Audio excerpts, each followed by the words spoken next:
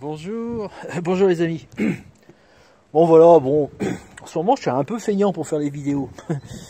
C'est... Ouais, c'est bizarre. Bon, je vais vous faire voir ce que j'ai fait, toujours avec mon problème de que le moteur s'arrête au bout de, allez, je sais pas, 2-3 km sur la route, paf, il s'arrête. Voilà. Donc c'est très dangereux parce que les voitures qui me suivent derrière, bah, imaginez que ma voiture s'arrête à 80 km à l'heure et puis que le compteur de vitesse descend très rapidement, mais très rapidement. C'est pas comme un freinage, mais il n'y a pas loin. Ça surprend les voitures parce que tout le monde colle au cul, enfin presque, et il laisse pas de marge de sécurité. Et puis après, moi, je me fais engueuler alors que c'est ta faute, hein, Pépère, hein, t'es trop près. Bon. Alors, j'ai changé ça, là. Ah, je me rappelle plus comment ça s'appelle à ce niveau-là. Et ça aussi, je me rappelle plus. Je crois que ça, c'est pour le régime moteur. Et ça, c'est pour la quantité d'air.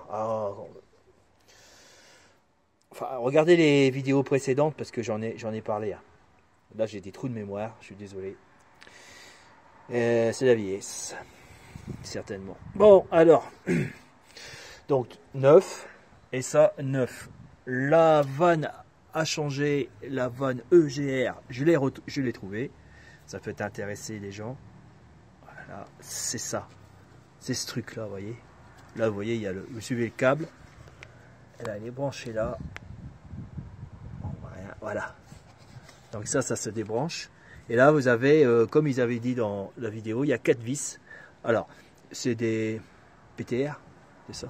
1, 2, accessibles. Et là, derrière, alors, c'est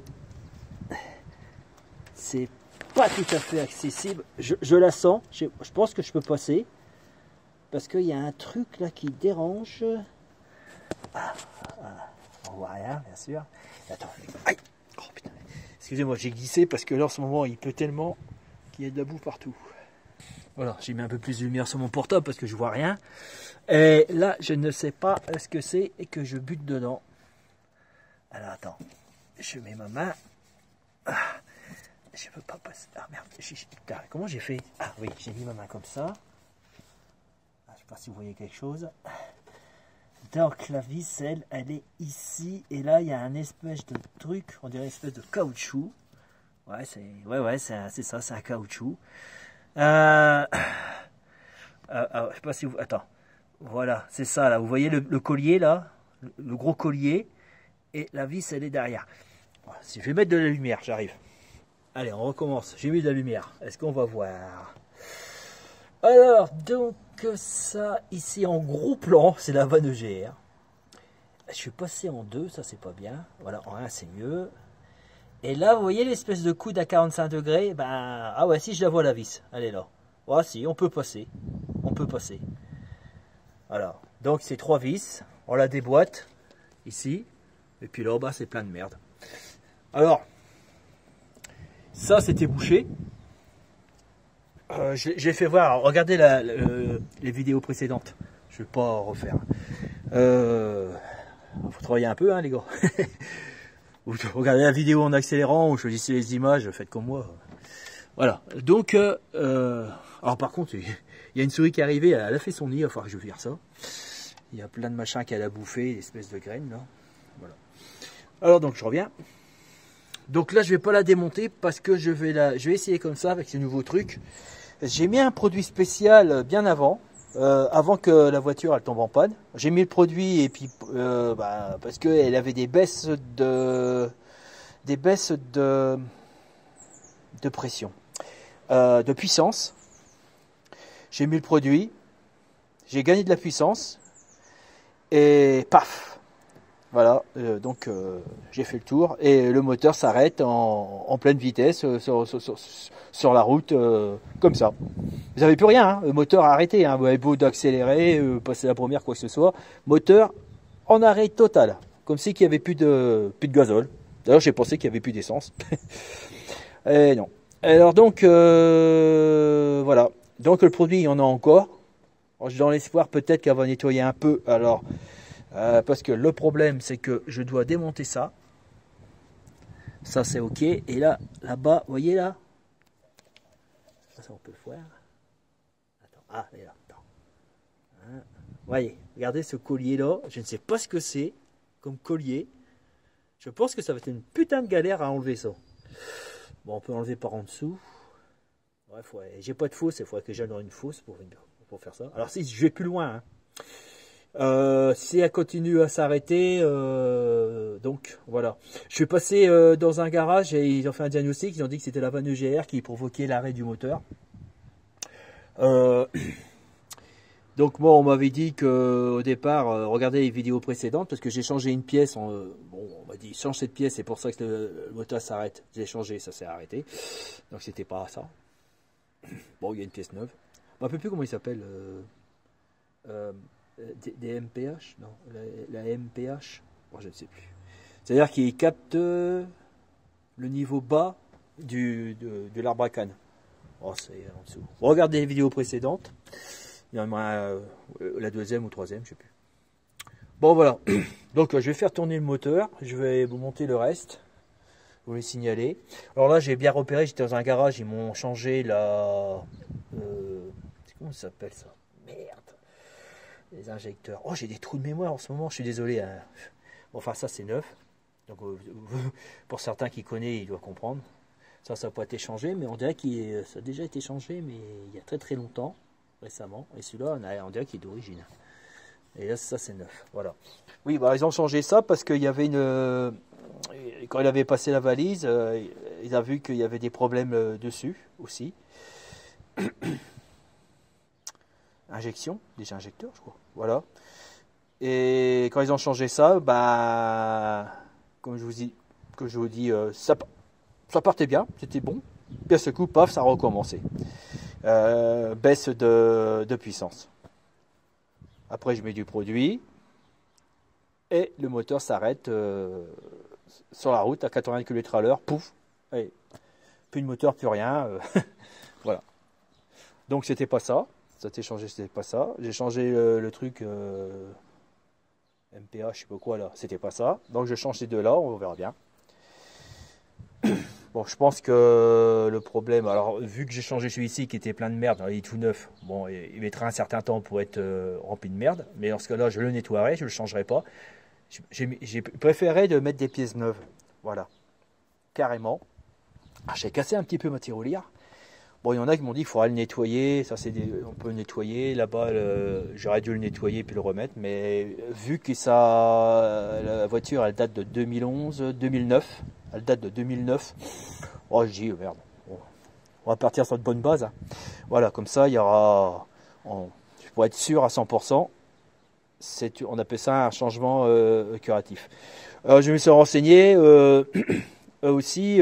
Donc, il n'y a pas de...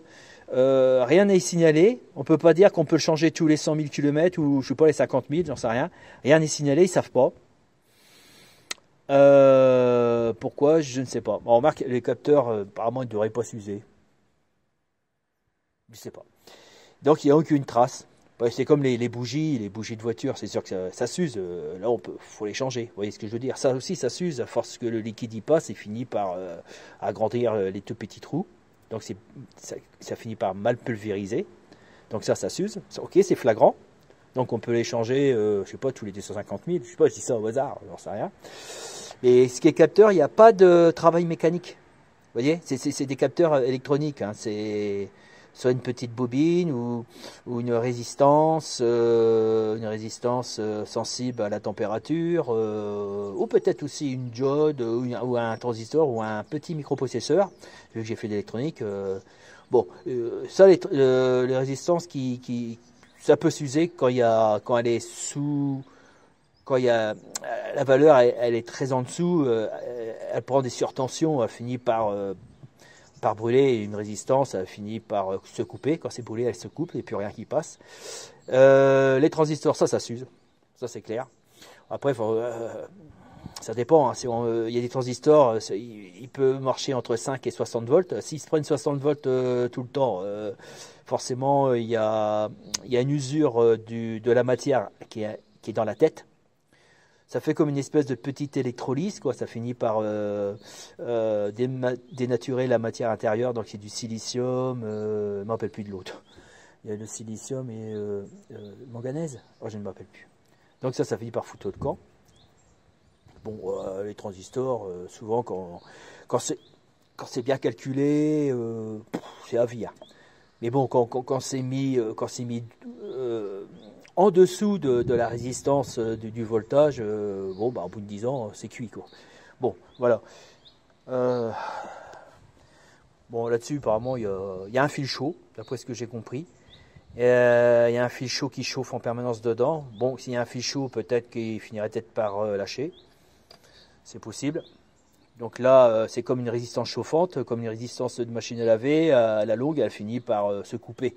Hein, parce que, à force de chauffer... Non, c'est ouvert, ça. Ah non, c'est normal. Par contre, j'ai pas regardé s'il y avait des fils qui étaient à moitié sautés dedans. Ça, j'ai pas fait. Bon, bah, vu l'état, ça m'étonnerait. Alors, les fils qui se coupent entre deux, ça, c'est la belle vacherie. C'est souvent quand ça dans un endroit, puis c'est souvent sollicité comme ça. Alors quand ça a plus des mouvements comme ça, au bout d'un million de mouvements, bah, le petit fil de cuivre finit par casser. Donc il y en a qui vérifient tout le faisceau. Comme ça c'est pas bien, ça, vous voyez. Ça, c'est pas bien. Voilà. Il y en a un que j'ai vu aussi qui était pas bien. Ça, voilà. D'ailleurs, il y avait quelque chose. Mais c'est surtout ça, vous voyez, quand c'est des cassures comme ça, là, c'est pas terrible du tout. Bon, allez, on va faire l'essai. Assez bavardé. Je vais mettre le filtre à air. Je vais brancher tout ça. Alors j'ai acheté une pince de chez AliExpress de 7 €. Je vais la chercher. Elle est là. Je ne sais pas comment m'en servir. Il y a des trucs. Là, il y a une flèche. Je ne sais pas comment on fait. Je ne sais pas comment ça marche. J'aurais dû me renseigner, il y a peut-être une vidéo pour savoir comment ça marche le truc. Donc là, il y a un petit cran, là, à mon avis, c'est la petite bosse. Mais il y en a une aussi, là aussi. Mais il y en a qu'un endroit. Ouais. Bon, on va bien voir. Dans le collier, je le mettrai après, une fois que j'aurai vissé le... quand j'aurai boulonné le... Comment j'appelle ça? La bride, c'est une bride. Voilà, en plomberie, on appelle ça une bride. Là, j'ai en train de voir que je me complique l'existence. Non, il faut que je l'enlève, ce truc. Il faut que je le mette. En plus, comme ça, je saurai dans quelle position il faut le mettre. C'est comme ça. Il faut que je le mette ça en premier. Et après, j'emboîte en deuxième. Si je fais l'inverse... à savoir que dans la mécanique, c'est un mécanicien qui m'a appris, il y a toujours un ordre de démontage et un ordre de remontage. Donc, il faut repérer. Sinon, on galère. J'ai mis ça là pour pas que ça rentre dans l'air. L'émission, je sais pas comment ils appellent ça.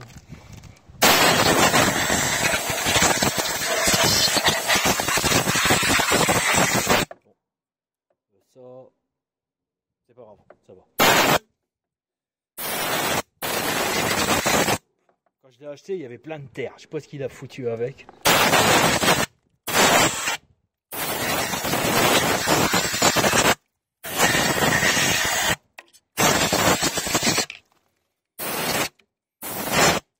Mauvais, ça. Ouais, bah, ça sent la crotte de souris. Tiens.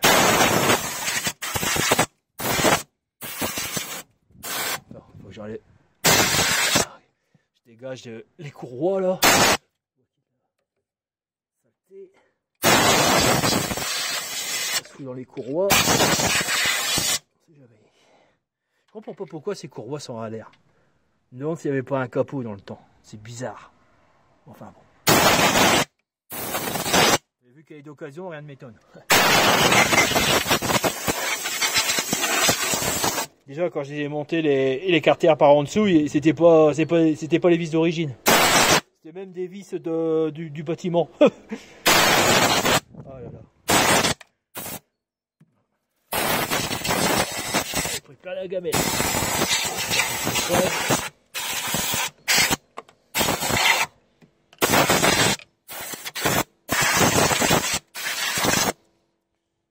faire ça en même temps. Bon, j'aurais dû faire le dessus et puis faire le plus bas. Et là, j'ai fait l'inverse. Donc, je vais recommencer plusieurs fois. Voilà, c'est malin. Ce qui est marrant, ça fait combien de temps 3 mois, 4 mois. Un petit arbre. Et des petits vers qui poussent. Ouais. On le plantera un peu plus loin celui-là. Il y a une rivière dans le fond, là, je vais la mettre dedans. Ah, il n'y a plus d'arbres. Ok. Ah, c'est pareil, regardez là-dedans. Ouais.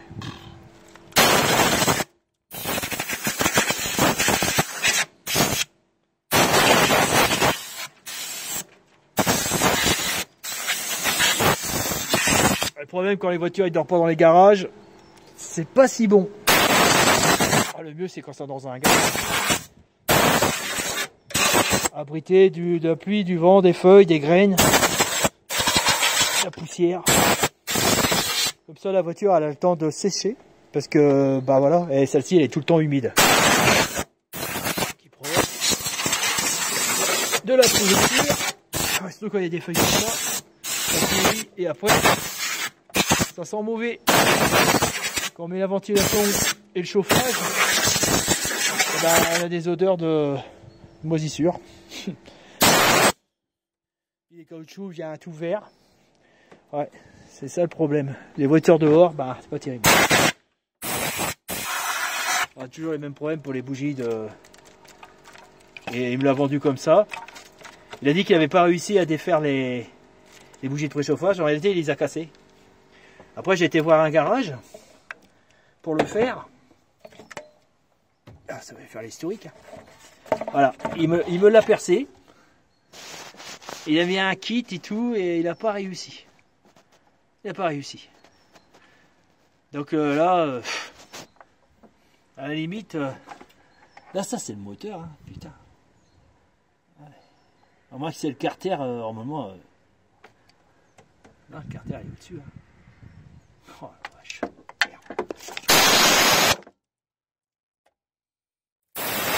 Bon bah ça fait 4-5 ans que je démarre sans bougie préchauffage. Enfin si, il n'y en a qu'une. Il a réussi à en changer une. Peut-être 2 je crois. Sur 2.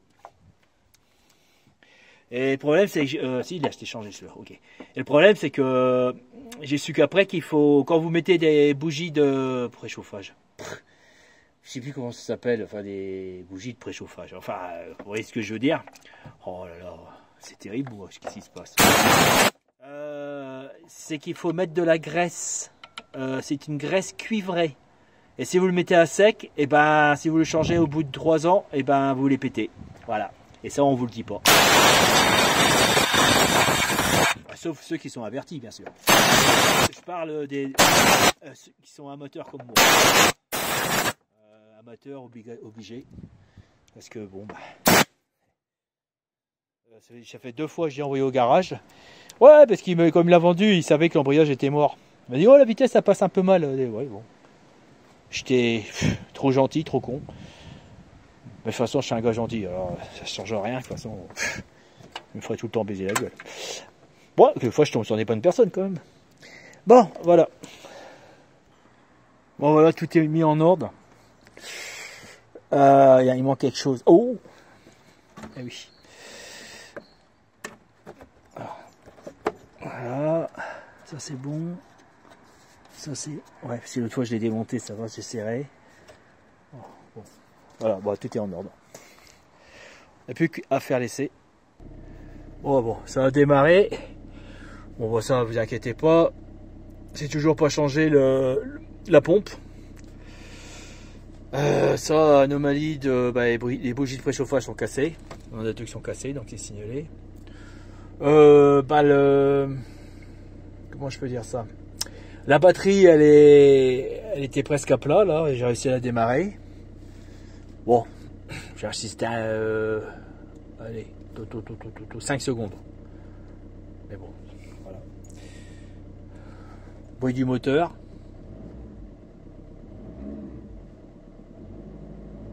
Là, c'est marrant, ça vibre plus comme avant. Avant, ça faisait, quand j'accélère, ça faisait. Bah, je vous fais un dessin, hein, parce que je peux pas expliquer autrement. Bon, on va voir ça. On va la bouger. On verra bien. Bon bah, là j'ai pas fait grand chose. J'ai fait même pas 500 mètres. Ça a calé. Voilà. Donc alors là c'est le score. Bon, vaut mieux que ça cale tout de suite que sur je sais pas où. Bon, tout a été changé neuf. Le problème est toujours là. Je vais faire passer la valise pour voir ce que ça donne. Bon, écoutez les amis, je vais vous laisser. Donc sur un conseil d'un gentil monsieur, donc il me parlait de les nettoyer. Alors je les ai pas nettoyés, je les ai changés au propre, les deux parties que je vous ai fait voir. Et lui il l'a fait et puis sa voiture elle est repartie sans problème, d'après ce qu'il m'a expliqué. Bah voilà, pas moi.